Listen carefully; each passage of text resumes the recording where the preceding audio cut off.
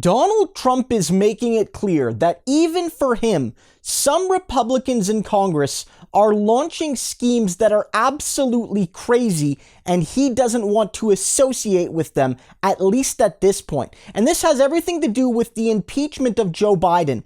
Yesterday, and over the past few days in particular, you've seen moves from Republicans like Boebert and Marjorie Taylor Greene and many others to make an open move to impeach Joe Biden because they feel he's unfit for office. They want to use the 25th Amendment.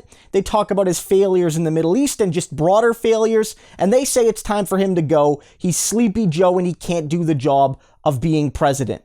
And so far, despite the fact that these members of Congress have been going to Donald Trump, they've basically been begging Trump to publicly endorse their formal call for the impeachment of Joe Biden, Donald Trump isn't doing it. And don't forget, Donald Trump is the guy who still wants Biden to quit, who wants Biden taken out of office, who is arguing that he can be reinstated somehow before 2024. And even for him, this goes too far. And I think there's a couple factors here showing why Donald Trump doesn't want to get involved. First of all, the 25th Amendment is all about a president being mentally or physically unfit for office, and they would be removed and replaced by their vice president upon the advisement of the cabinet.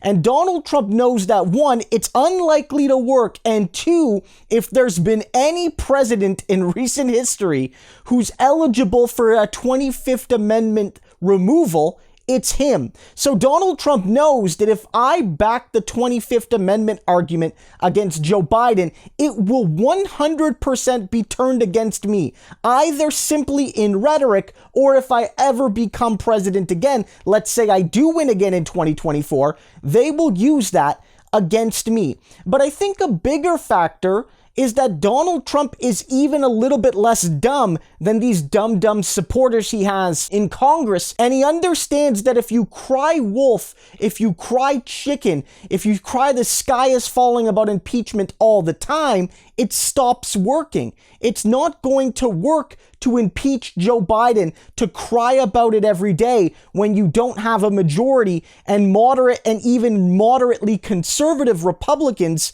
don't back the policy. So Donald Trump is saying to these dum-dums, he says, look, if we're going to impeach Joe Biden, if we're ever going to do it, we have to actually wait until there's a really massive scandal that actually calls into question Biden's stability or his ethics, and then also ensure that we have the ability to remove him from the office. Right now, all you sound like are whiny babies, and you're just showing that even most Republicans do not back you. There's no organic Republican movement to impeach Joe Biden from the leadership of the Republican Party in either house. And so Donald Trump is like, slow your roll. And so I just want to lay the land for you there. I'm not defending Trump. I'm not saying Trump still isn't planning a soft coup. I'm not saying Trump is all of a sudden a reasonable guy.